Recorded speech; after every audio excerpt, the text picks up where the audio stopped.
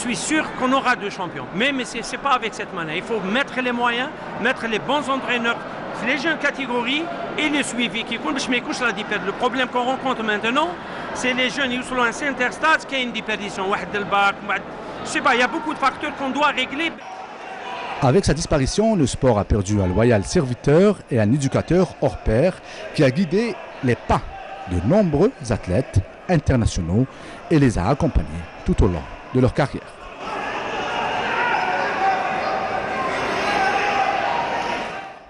Comme on dit à l'école, adieu monsieur le professeur, on ne vous oubliera jamais. Beaucoup d'émotions, hein, Nordine Hani. Vous avez connu Mustapha. Nos chemins se sont croisés à maintes occasions. On a été athlètes ensemble, au judo, au handball, on s'est retrouvés sur le terrain, on s'est croisés à Plein Sport, on s'est retrouvés au Forex, on s'est retrouvés un peu partout, on se voyait souvent, on a échangé des idées. Moi je pense que c'est vrai, on a perdu un grand champion. Mustapha, au-delà du judo, c'était un exemple dans sa modestie, dans sa façon d'être. Hein. C'était quelqu'un qui donnait l'exemple. Il était toujours là à calmer. Au Forex, on se bagarrait beaucoup. Il y avait beaucoup de... Et Mustapha, c'était lui qui était le catalyseur. On a peut-être perdu Mustapha, mais on a gagné une grande école.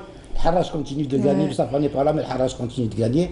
Et puis on a sa fille maintenant. On a sa fille. Juste le fait de dire Mustapha Mabed, 18 clubs étaient présents. Ah oui, en tout cas... Je remercie beaucoup les clubs qui ont participé. Je remercie la Ligue d'Alger. Je remercie l'actuel président du club, Khalid Mahdad, qui a été élève de mon père et qui a repris le flambeau aussi. Donc oui, c'était magnifique. C'était plus que magnifique parce que déjà en championnat d'Algérie, en Coupe d'Algérie, on n'a pas à avoir 18 clubs.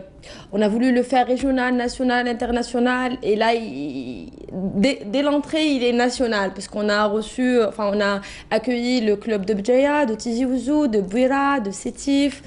Donc, il y a les gens de Oran. Ils ne se sont pas déplacés en équipe, mais quand même, ils se sont déplacés juste pour remettre un trophée, un présent pour la famille. Donc, je suis très très fière de lui, franchement. La fierté, elle est même... On sent que vous êtes fiers. Oui. C'est clair, Mustapha nous a légué beaucoup de choses, Rabbi Rahmo. Et il faut rappeler, l'objectif c'est qu'il soit international. Ah, mais il le sera, Inch'Allah. Non, il est déjà installé. Très bien. Il est déjà installé possible pas l'année prochaine, mais dans l'année qui suit, enfin l'année suivante, il va l'être international. On y travaille en tout cas. L'objectif, c'est qu'il soit une étape de préparation, surtout pour les internationaux. Oui, il sera déjà. C'est un tournoi qui commence, c'est l'entrée de la saison. Donc, c'est déjà pour se préparer, savoir à peu près, enfin, même les athlètes, ils se préparent. C'est un tournoi préparatif pour eux. Et en même temps, on honorera sa mémoire. On ne l'oubliera jamais. Et voilà. Et aussi, c'est un tournoi en plus, c'est une compétition en plus. Il faut savoir que dans le judo, il n'y a pas autant de compétitions. Je pense que même pour les autres disciplines, on a un championnat régional, national, une coupe régionale, nationale, et en plus, après, c'est fini. Donc, il faut un peu enrichir aussi le calendrier des compétitions. Vous êtes condamné à faire mieux chaque saison. Ah, mais on est obligé d'y travailler, bien sûr. Ça sera votre cheval de bataille. Eh bien, Inch'Allah, moi et ceux enfin, il ne m'a pas laissé que moi, il a laissé toute une équipe. Parce que je disais toujours que Mustapha Mabed, il a enfanté Sarah et Salim, mais il a enfanté beaucoup de judokas et beaucoup de sportifs. Donc, tout à fait. Donc, gagne, ça le fait. Gagne, ça le fait. Voilà. Juste, on parlait de convoitise de la salle, ça s'est réglé? Alors, je précise de dire que lors du tournoi, j'ai vu le maire.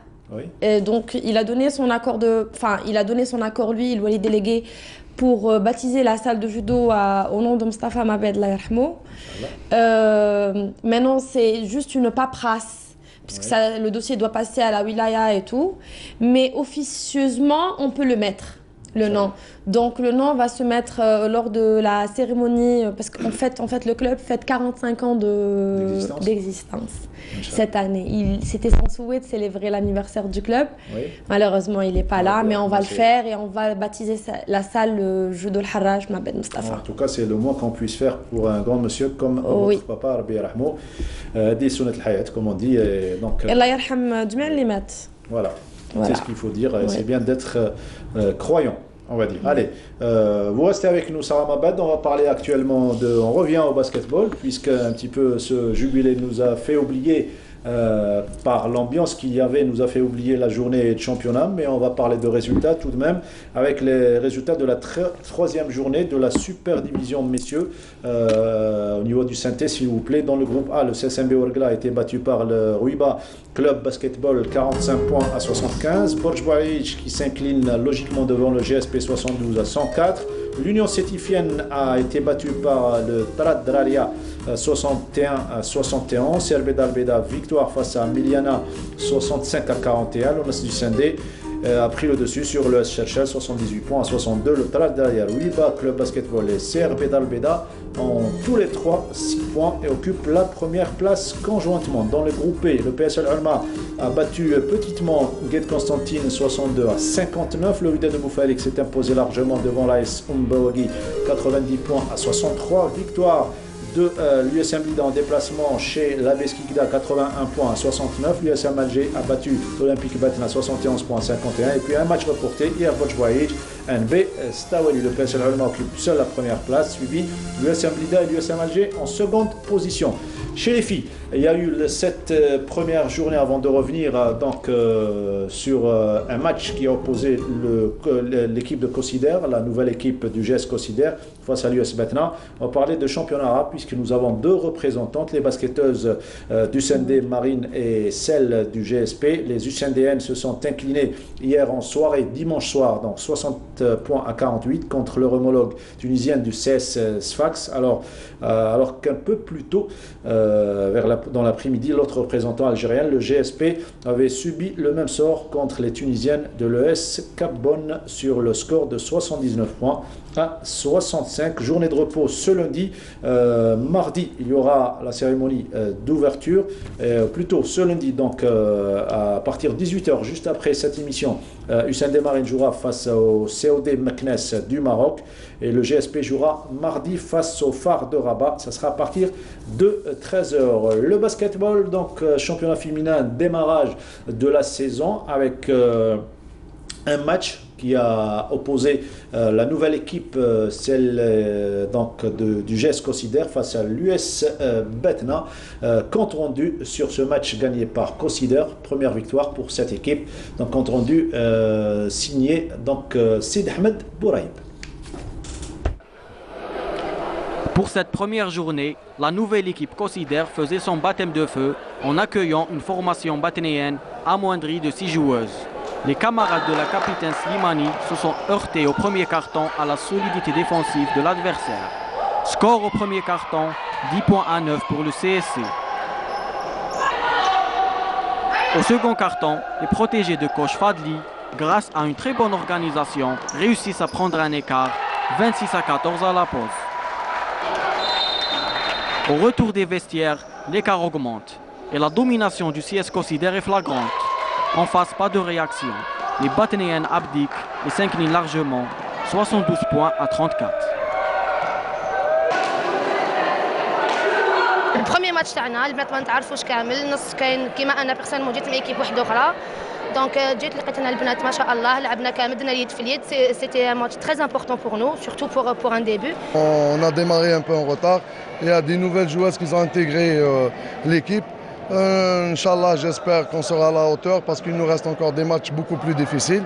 L'effectif هو عندنا ناقص. Donc في le retour Inch'Allah on va voir mieux. Inch'Allah. Oui, parce que رانا ناقصين. Genre بزاف البنات ما كانش et tout. Donc c'est ça. Vous promettez un meilleur rendement prochainement? Oui, bien sûr. Inch'Allah. On va voir. C'est le premier match. C'est vrai, c'est un match très difficile avec une équipe. Elle tourne bien. On mérite cette défaite puisque vu les absences, qu'on a presque 6 joueuses, ils sont absents aujourd'hui. Problème administratif. Inch'Allah, on récupère ça, on rattrape cette défaite. On rassemble l'équipe تاعنا ونعاودوا نخدموا. Inch'Allah, فيها خير Inch'Allah. Alors, on va découvrir les résultats de cette première journée, puisque c'était le démarrage du championnat.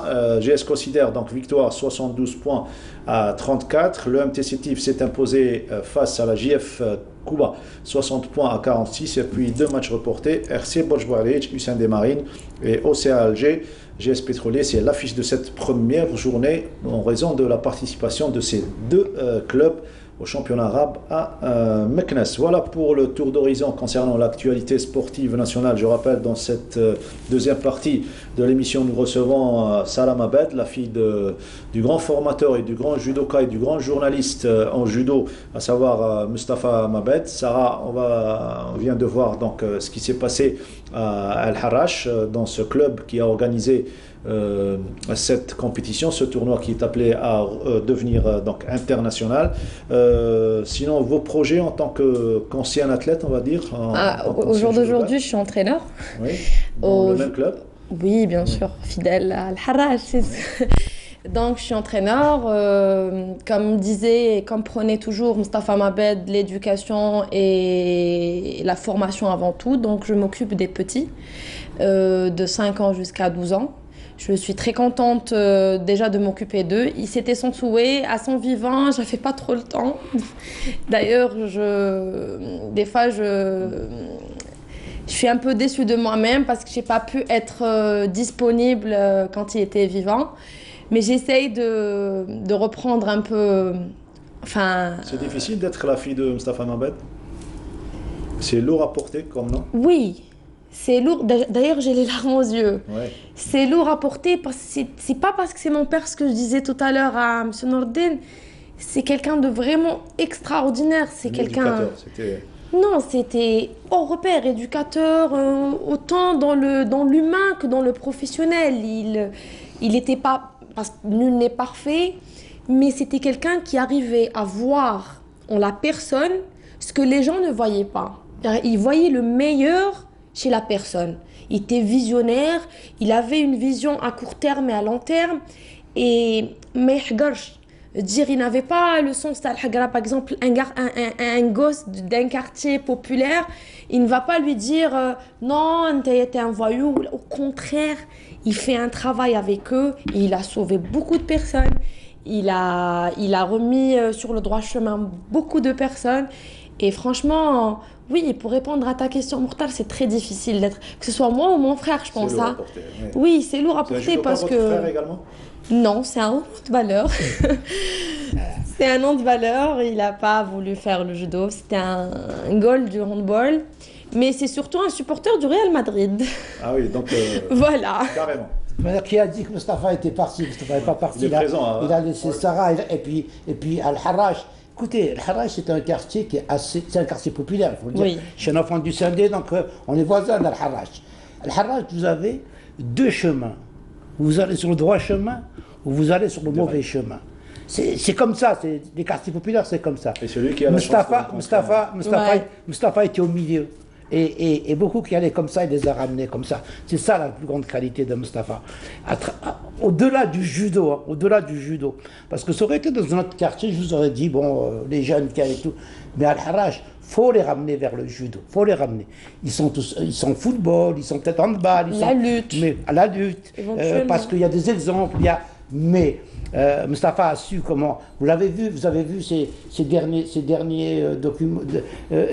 interviews que vous avez fait avec lui, comment il était entouré de jeunes. Il était pourtant malade. Très malade. Mourant, ça se voyait. Mais il tenait à rester. C'est pas donné à tout le monde. Beaucoup auraient abandonné. Il serait laissé aller. Lui, il est resté. Il est presque mort sur un tatami. Ça, faut pas l'oublier. Une semaine avant sa mort. Il est mort un jeudi, 1er novembre. Le vendredi, il commençait à ne plus pouvoir. C'était quelqu'un de très fier. Et d'ailleurs, quand les gens me posaient la question, il a quoi? Il a la maladie, la fameuse maladie, pour ne pas citer son nom. Oui, non, j'ai qu'un, non, c'est rien, c'est un bobo. C'est avec le temps, c'est réellement un mois avant sa mort, puis il était atteint de cancer. Donc, une semaine, le vendredi, il me dit, la salle. Et il a fini toutes les assurances des petits.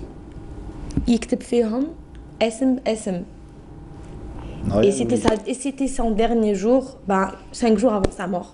C'est un moudjahid du judo. Franchement, oui. D'ailleurs, il est mort le 1er novembre. J'ai eu la chance de le partager avec lui de moments forts à l'occasion des commentaires des finales de championnat d'Algérie ou bien des Jeux africains. Eh bien, c'était un grand monsieur, et la dernière fois que j'ai commenté avec lui un champion d'Algérie, eh bien, j'étais un petit peu dans la gêne, je voulais pas le déranger, je savais qu'il était un petit peu atteint de la maladie. J'avais questionné un de ses collègues et il m'a dit au contraire, il viendra commenter avec vous, vous allez le voir. Je l'ai appelé et il m'a dit, je suis au niveau des tribunes, je suis derrière toi. Mokhtar, tu veux la vérité? Il est descendu. Le jour Hadek, oui. Quand il a fini le commentaire avec vous pour les Jeux africains, oui. C'est moi qui est venu le récupérer et je l'ai emmené à l'hôpital. Il a été hospitalisé pendant 1 semaine. C'était juste après? Oui, le jour même. Et la veille, ou bien 2 jours avant, vous aviez eu votre petite? Oui. On avait fait une petite dédicace, voilà. C'est juste pour vous dire, pour parler du grand Mustapha Mabed, bien, on ne l'oubliera jamais. Espérons qu'il y aura d'autres Mustapha Mabed, parce que dans le judo, oui. Pas les rues ces derniers temps, Nordine Hani n'a plus d'encadreurs pareils. Ça a changé, il n'y a plus de bénévoles. Mustafa, c'était le vrai bénévole. C'est pas enrichi, Mustafa. Il n'a pas fait fortune en faisant du judo, Mustafa. Alors que maintenant, c'est devenu du business. Et des Mustafa, on en veut beaucoup. On en veut beaucoup dans toutes les disciplines. Et comme a dit tout à l'heure donc Sarah, faut arrêter de parler des gens après leur mort. Faut aider ces gens de leur vivant. Mustafa avait besoin de beaucoup de moyens. Il aurait pu faire énormément de choses dans cette APC d'Al-Harrach. D'ailleurs, je me rappelle, le Foreps, c'est la seule APC qui avait accueilli le Foreps. C'était grâce à Mustafa, c'était Al-Harrach qui nous avait accueillis à l'époque, quand on avait créé le Foreps, pour essayer d'aider le sport. Mais on a vu que ça ne servait à rien. Alors, il faut arrêter de parler des gens après leur mort. Moi, j'aimerais bien qu'on parle de moi maintenant, après ma mort. Ça me fera ni chaud ni froid. En tout cas, ça sera une leçon de vie à Mustafa Rabbi Rahmou. Quel aurait été son souhait en matière de judo? Al-Harrach sur le... Il avait 3 souhaits avant sa mort. Il nous l'a partagé. Il voulait faire arriver 3 athlètes en Olympiade. Ouais. Ils sauront de qui je parle, enfin, les athlètes eux-mêmes. Ils voulaient fêter l'anniversaire. Ils me disaient, je veux juste arriver 45 ans. C'est l'anniversaire. Chacun joue là. Ces jours-là, oui, on a eu... non, en espérant juste que, en fait, le message que je veux faire passer à tout le monde, à tous les sportifs de ma génération, parce que il faut pas avoir honte d'apprendre des anciens. Ouais. Vraiment pas. Il faut jamais avoir... parce qu'on pense savoir mieux qu'eux parce qu'on a la technologie. Non, eux, ils ont le vécu. Et le savoir. Donc voilà, ils ont le vécu. Il ne faut pas avoir honte d'apprendre des anciens. Il ne faut pas aussi avoir honte de dire je ne sais pas. Oui. Parce que c'est en disant je ne sais pas qu'on pourra faire et qu'on pourra évoluer dans la vie. Il faut surtout aimer le sport. Oui. Comme si que c'était pour les parents ou là les entraîneurs, comme si que c'est même pas du bénévolat, mais comme si qu'ils faisaient ils arrivaient à transmettre un partage d'informations ou là peu importe qu'elle soit l'information. C'est ça, c'est l'esprit du partage. Et ça, je le dis pour la génération TAI, ceux qui ont 30 ans, je leur dis, il faut réellement aimer ce que vous faites. Parce que l'argent, avec le temps, ça part. Et surtout... regardez au jour d'aujourd'hui, une année après, on parle de Mustapha Mabed et je pense que dans 10 ans, on en parlera encore. Et dans 20 ans, parce qu'il a laissé réellement une valeur derrière lui. Des valeurs. Voilà, des valeurs derrière lui.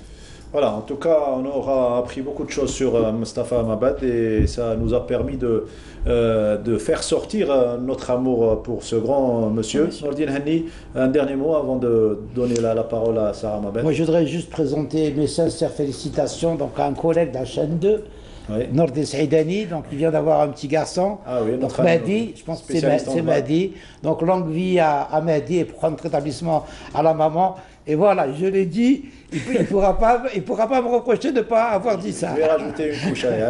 Mabrouk à toute la famille Saïdani et prend rétablissement à la maman. Et on attend la Tamina, bien évidemment. Sarah Mabed, 1 minute pour clore cette émission. Bien évidemment. Moi, je voudrais remercier toute l'équipe de Canal Algérie, Secondo Chrono, Mourtar, Nordin. Je voudrais remercier toutes les personnes qui ont côtoyé mon père, qui l'ont aimé sincèrement, qui l'ont admiré aussi. Je voudrais remercier tout le club, à sa tête le président du club, Farid Mahdad, les entraîneurs, Sahraoui, Lbsari, tous les athlètes. Je voudrais remercier ma mère, mon frère, mon mari, ma petite fille, ma famille, toutes les personnes qui ont... N'oubliez personne. Non, bien sûr, qui sont arrivées à me supporter ces derniers temps. Parce qu'avec le judo et le travail et la petite et tout, c'est pas évident d'être toujours correct avec tout le monde. Voilà.